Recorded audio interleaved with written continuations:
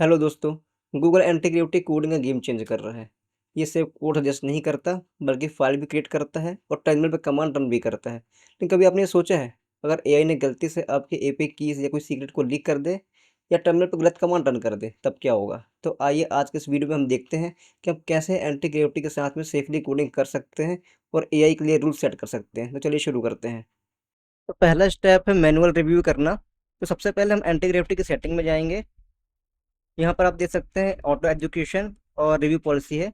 तो इनको हमेशा हमें रिव्यू रिक्वेस्ट पर ही रखना है। इसका मतलब ये है कि एआई जब भी कोई फाइल सेव करेगा या टर्मिनल पर कमांड रन करेगा, तो वो आपसे परमिशन मांगेगा। बिना आपके अप्रूव किए एआई कुछ भी चेंजेस नहीं कर पाएगा। तो ये सिक्योरिटी का सबसे पहला और एक बड़ा स्टेप है। अब चलते हैं स्टेप 2 की तरफ। स्टेप 2 है सिक्योर प्रॉम्प्टिंग। अब बात करते हैं एक ऐसी चीज़ की जो ज़्यादातर लोग इग्नोर कर देते हैं, सिक्योर प्रॉम्प्टिंग। आप जब एआई को कुछ करने के लिए बोलते हो, तो जो आप प्रॉम्प्ट लिखते हैं वह एआई का इंस्ट्रक्शन मैनुअल होता है। अगर प्रॉम्प्ट गलत लिखा है तो एआई गलत और अनसेफ तरीके से काम कर सकता है। तो पहली गलती है डेंजरस प्रॉम्प्ट देना। जैसे अगर आपने यहाँ पे लिखा डिलीट ऑल टेस्ट फाइल्स, तो यहाँ पे एआई कंफ्यूज हो जाएगा और ये समझ नहीं पाएगा कि उसे कौन सी फाइल डिलीट करना है, और शायद कुछ जरूरी फाइल भी डिलीट कर सकता है।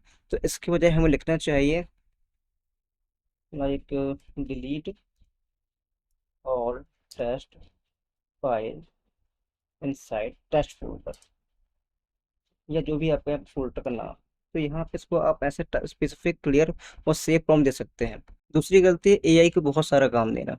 अगर आप बोलें fix my entire code base या रिफैक्टर ऑल फाइल्स, तो एआई एक साथ डजन फाइल्स को टच करेगा और मॉडिफाई कर देगा। और अगर कुछ गलत हुआ तो आपको समझ नहीं आएगा कि प्रॉब्लम कहाँ से आई। इसलिए हमेशा एक काम एक प्रॉम्प्ट का रूल फॉलो करिए। सही तरीका यही है कि आप पहले एक स्पेसिफिक फंक्शन या एक फाइल को टारगेट करो। आप बोल सकते हैं like fix only the login function in और जेएस। और जब काम हो जाए तो टेस्ट करिए, सही लगे तब आगे स्टेप पे जाइए। तीसरी गलती है एआई को सेंसिटिव इन्फॉर्मेशन सीधे प्रॉम्प्ट में बताना। बहुत से लोग ये गलती करते हैं, प्रॉम्प्ट में लिख देते हैं जैसे कि मेरा डेटाबेस पासवर्ड ये है, एपीआई की ये है। अगर आपने भी ये गलती कर दी तो आपका ये पासवर्ड या सीक्रेट्स कन्वर्सेशन हिस्ट्री में सेव हो जाएगा। और अगर आपका अकाउंट किसी ने एक्सेस कर लिया तो ये डेटा एक्सपोज हो सकता है। इसलिए हमें ये गलती कभी नहीं करनी चाहिए। एक सिंपल सा रूल याद रखिए, प्रॉम्प्ट में सिर्फ वही डेटा डालिए जो एआई को जानना जरूरी है, कुछ भी ज़्यादा नहीं। जितना स्पेसिफिक और लिमिटेड आपका प्रॉम्प्ट होगा, उतना सिर्फ आपका प्रोजेक्ट बनेगा। स्टेप नंबर 3 है रूल सेट करना। तो एआई को कंट्रोल करने के लिए हम रूल्स का यूज़ करते हैं।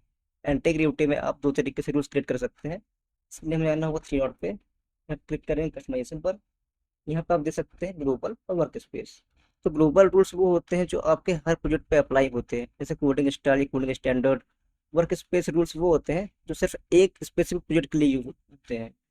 इन रूल्स में हमें इंस्ट्रक्शन दे सकते हैं like do not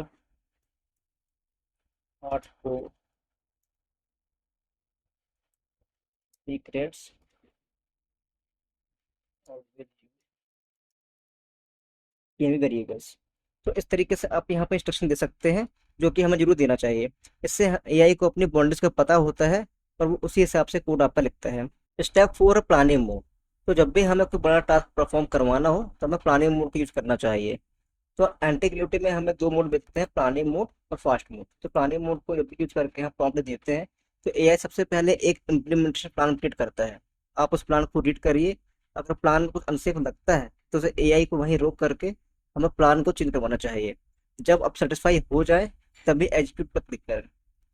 for example, मैं इसे प्रॉम्प्ट देता हूँ, create a login page. AI हमारे कोड को एनालाइज करेगा और उसके हिसाब से हमें एक इम्प्लीमेंटेशन प्लान करके देगा।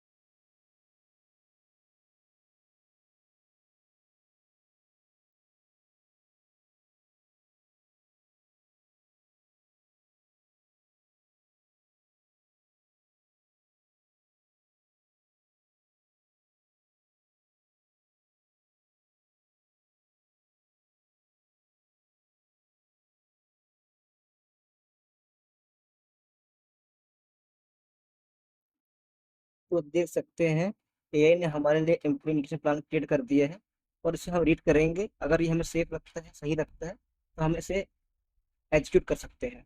स्टेप 4 है टेस्टिंग। तो कोड लिखना ही काफ़ी नहीं है, हमें उसे टेस्ट भी करना चाहिए। कभी भी हमें एआई जनरेटेड कोड को सीधा लाइव या डिप्लॉय नहीं करना चाहिए, पहले उसे हमें लोकल टेस्ट करना चाहिए।